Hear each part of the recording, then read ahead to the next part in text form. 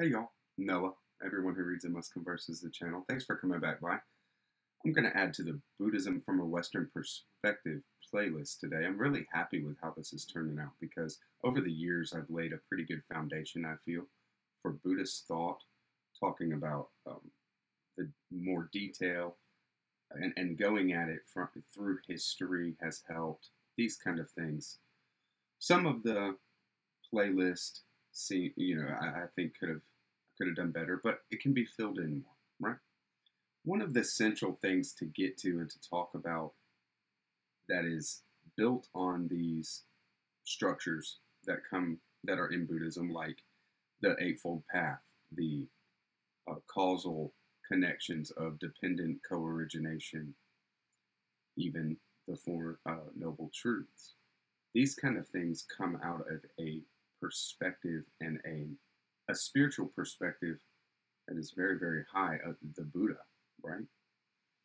So it's hard to talk about these things unless we have an understanding. So if I'm talking about and referring to certain things, I'm going to point you towards a video that's already in the playlist about a certain sutra that illustrates a point that I might be talking about, something like the Diamond Sutra or the Lotus Sutra there. And I urge you to check that out to get a better grasp of maybe what I'm talking about if you didn't watch it yet. And if you did, then feel free to comment on that video or this with any ideas of how I could expound on it more or any questions like that, because these things can be bore out and it's beautiful to explore these kind of ideas. So today I'm going to talk about the Bodhisattva vow. The Bodhisattva vow is almost like a creed of Buddhism, right? And I say almost, and I hesitate to use that word because there is no creed. And we'll get to in a bit, I'm going to circle back around to that word, creed, and see how the Bodhisattva vow is and how it also is not. First off, we got to see that it is a vow. So, of course, this comes from another language, Sanskrit. So, the word in Sanskrit means resolve, determination. It also has the connotation of being special. And most purely, I think it can be translated as promise. So, the Bodhisattva's promise. And what is a Bodhisattva? Is a type of being. We've come in contact with bodhisattvas before. The Buddha was a bodhisattva. This kind of being, and his life and past lifetimes, things like that, is a testament to what a bodhisattva is all about. That kind of thing. But also in the Lotus Sutra, the bodhisattva vow is central to this sutra. There's 3 videos in my playlist here going off over the Lotus Sutra. The second one is where maybe it's the third one where I really at some point hone in on the vow itself, because it's a big part of this sutra where all these beings are making a vow to follow the bodhisattva path, to be a bodhisattva, and then in the presence of the Buddha they are predicted to their world system and their lifespan when they do become a Buddha finally. And it might be, many hundreds of thousands of years in the future on a different planet, or it could be millions of years in the future on this planet, or, it's wild. Okay. So, the Bodhisattva Sattva just means being. So a Bodhi being, Bodhi meaning enlightenment.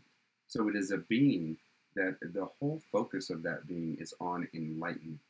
So in a Western way, we might look at that as a very spiritual being, spiritual in their motivations always. And that a spiritual motivation, an inner motivation for an action will trump anything else. Okay, so Bodhi brings to mind what this is centering around is a feeling, right? A feeling within practitioners and a feeling within people in general that embark on a path of growth and development in this way, that once you get a high understanding of this kind of thing, relatively, you've come in because you've come in contact with ideas like what I've been going through here on the playlist. And when those things resonate and they have the effect of expanding what you can consciously see as possible and what you can go for, but also purifying negative mental states, the kind of light, to use a very inept word for it, but illumination that comes within the person in these kind of ways has a certain flavor in Buddhism called liberation. Buddha calls it all the flavor of enlightenment is liberation, it's freedom. And that kind of feeling in its most purest is called bodhicitta. It is the enlightenment essence itself. So when that essence starts having an effect and start being really able to have a stream to enter into the practitioner, something like in the Lankavatara Sutra, in the series on the Lankavatara Sutra, I go through that kind of thing. Lankavatara is a sutra that is concerned with the process that one might undergo to awaken bodhicitta. So bodhicitta is this enlightenment energy, and there is one bodhicitta. It is an absolute. It's almost like the bodhicitta is an energy that pervades the entire reality. Okay, and we can partake in that, and the beings partake in that, and everything is partaking in that. So it is a lot like the Holy Spirit, right? The Spirit of God that is infusing everything. Something like this, and we can just partake in it. But if we actually partner with it, then you can be filled by it, and actually it is very powerful of a transformational energy. There's two aspects of bodhicitta. There's an absolute aspect. That's what I was talking about there. The absolute universal baseline, like almost a scalar field in physics, just an all-pervading aspect, and it's singular. It's the same everywhere. It's just this energy. But then there's a relative aspect, right?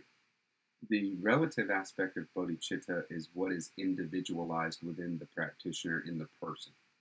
The relative aspect has a dual nature in the person, and that is the vow aspect itself and then the establishment aspect. So the vow is a promise that is made in response to this energy in the individual. And the establishment is the practices or things that an individual does thenceforth in allowing that energy to express.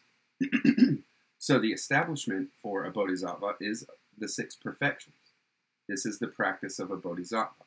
So you have giving, kindness, effort, vigor, right? Patience or long suffering, and then concentration. That's like focus, right? That kind of concentration, and wisdom, of course, right? We have always wisdom. We're not looking for knowledge, though we gain knowledge. We're not looking for knowledge, but a synthesis of knowledge, gaining understanding of the reality as we, through knowledge. But there's a lot of other ways to gain understanding, to gain wisdom than just gaining pieces of knowledge, facts, right? So the arising of bodhi in the mind of a practitioner, which is a pure light, will of the universe. So it is a higher will. It is a cosmic will. The vow aspect of, the promise aspect of the Bodhisattva vow is a cosmic will. And there is an aspect of submitting oneself to a higher will, the will of the universe, right? This kind of thing is, you see it in all growth systems because it's what human beings require, the kind of steps we have to take. And that vow, like I said, it's there within the person. It's part of the one whole bodhicitta, right? But even in talking about it, and especially in actions that are flowering out of this kind of energy, it is individualized, right? So the expression of that, that's the creed. The expression of that, that's the vow itself. What that person says, what the vow that they utter. And so there is many examples of the Bodhisattva vow in Mahayana sutras and in just Buddhist historical figures. There's a lot of monks, there's a lot of Buddhist practitioners that were, high up in courts, especially in China and Japan, things like this, that, they give teachings, they give poetry and all this kind of high art, and they they are striving for this, on this path, this kind of thing. And they're all within the Mahayana. They're all within this lineage, within this practice. But the vow is always individualized. And it's always been like that. There's no need to codify this. But the Bodhisattva vow is as much a central aspect of the path as anything, because you desire to do what it is that it takes to grow and progress, right? So the Bodhisattva vow, in a very succinct way, I'm going to give you 4, and this is going to be the maybe next 4 videos that I do on this channel, because each one of these requires its own thing. More so the second point, but we'll get it. So number 1, may I deliver all beings from difficulty. Okay, so first part is really stripped down. We're not talking about spiritual matters at all. We understand that when it comes down to it, the best way to help people is where they're at. You hope and promise to strive to help beings where they are all the time. Like who? Well, the poor, the lonely, the homeless, the orphan, the widow, elderly people, people with mental issues that require patience, require kindness. Anything that requires a virtue, one of your practices is your teacher. That's exactly where you need to be, right? If something is not there to make you upset and cause you to flex your patience, well, how are you going to practice patience, right? And not just that, it's not just for your own self to practice, right? You're not concerned with your own growth only. We're all going to grow. I mean, and you're on this path to strive to do it, but the focus is outward. The focus is on the other. May I deliver all beings from difficulty. And that is all sentient beings, not just human beings, but animals as well. So that's why we see these Buddhists that are very, maybe extreme in the way that they, don't want to, they don't want to step on a bug or something like this, or don't want to swat a mosquito. The point is to help others in any way you can, and there's not any parameters for that. Number 2, may I eradicate all passions. So we're going to have to define that, right? Because passion, something like being passionate, is a good thing in the way that we talk in America right now, where, if you're passionate, that means you're vigorous and your vital energy is high and that kind of stuff. It's a positive thing. But what are the passions in Buddhist um, nomenclature here? Is mental constructions of all sorts, psychological, emotional, and all mental, negative emotions specifically, all mental or psychological conditioning that there might be, any prejudice, any bias that you have, and any misconceptions or misunderstandings are part of passions, okay? And that means what it really comes down to is something that you're inside, you're passionate about.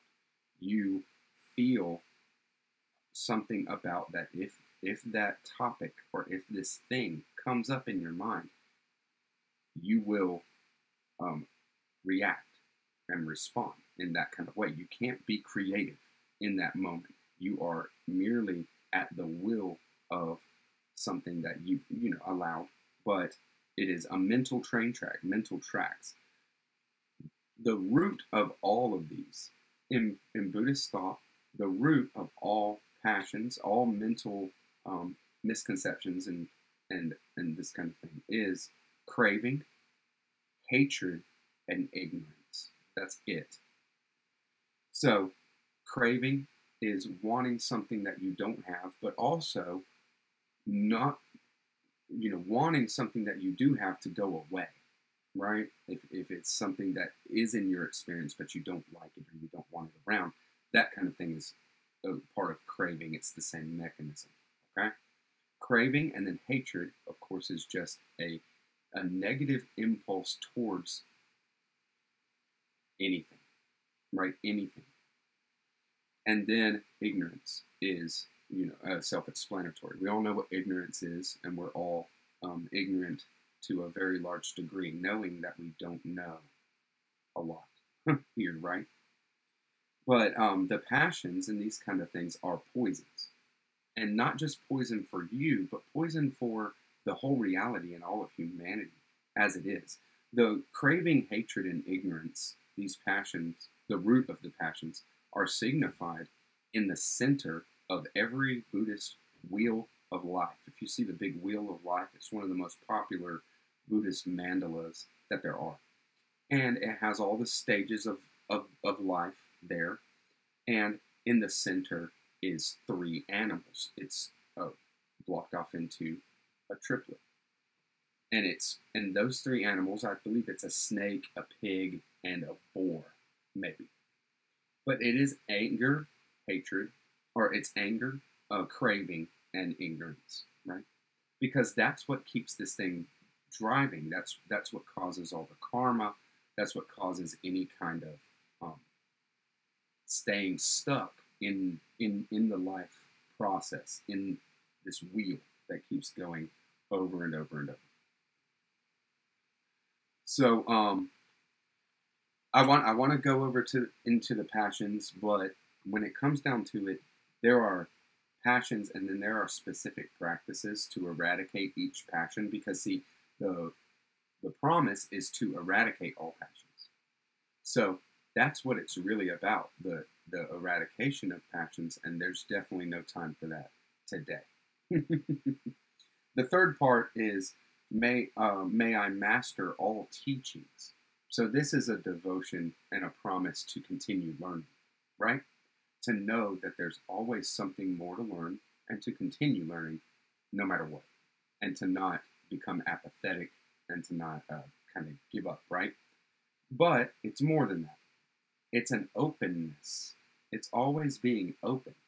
May I master all teachings in Buddhism is all schools, all sects, all secular arts and sciences, all religions, all belief systems, all trades, all livelihoods, right?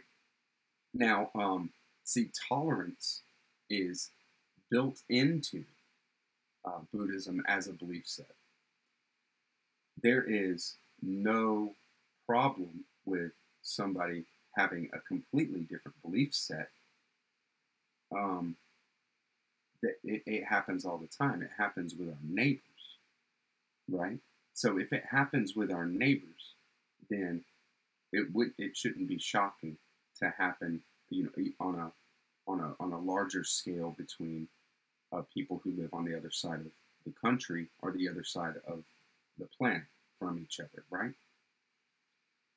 The point is, with wanting to and being able to and being open enough to enter into all religions, all teachings, all belief sets, all secular arts and sciences, all schools, is communication. The point of it is to grow communication. You can't talk about something, you can't reach somebody where they're at unless you know where they're at, unless you understand this kind of thing. So how do you do that? How do you train for that? How do you become more capable? And that's how you become more capable, is by entering into these things without any prejudice, dropping prejudices. It helps with all aspects of the path to do these kind of things, right? Communication is the basis for what is called skillful means. Skillful means is an attribute of the Buddha himself, being able to have the perfect response for the moment, for the individual, every single time, no matter how different they are, right? Just completely, one person after the other or something, and then be from totally different walks of life and have a different life experience. And the Buddha being able to say or give them the perfect teaching to enlighten them.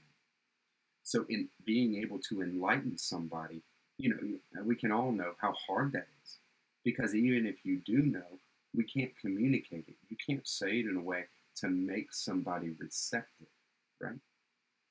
So all that kind of things is may I master all teachings leads to is this kind of thing. And then the final one, number 4, is may I lead all beings to Buddhahood.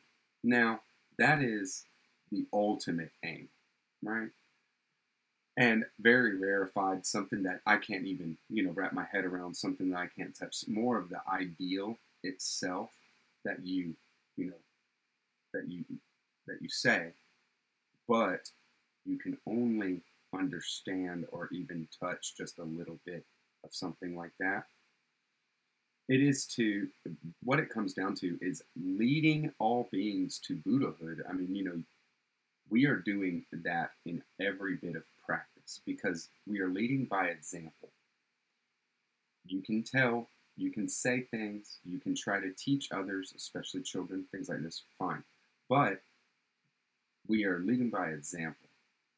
Teaching by example and being able to lead, it means taking that first step.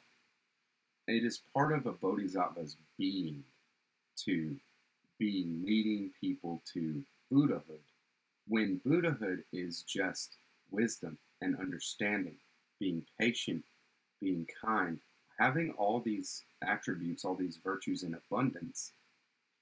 Leading people to that kind of thing is the will of the universe, right? And that's the understanding that's what an understanding in Buddhism is that the universe itself, there is a cosmic process going on. The Lotus Sutra depicts this process. If you're interested in more, go check out those videos and leave me a comment. But this process of cosmic enlightenment, the enlightenment energy, having its fulfillment working out through time, and this kind of thing, when you see that, it's unstoppable, it's unbelievable. It doesn't matter how bad things look right now or something like that. You know that it's never going to be stopped. We have too many very strong, amazing, gods on our side. I mean, just beings that are working and transcended time and this kind of thing, constantly working. You can think of people like Ralph Waldo Emerson, Plato, that their voices are ringing throughout history. None less than our spiritual teachers. So I hope you enjoyed this. I know I wanted to talk about it in a little bit of a lighter way right now, just kind of going over it rather than really getting down into it. But that's for future, when I can go into a smaller chunk, a smaller bite at a time. Let me know what you thought. Catch you on the next one, BookTube. Bye bye.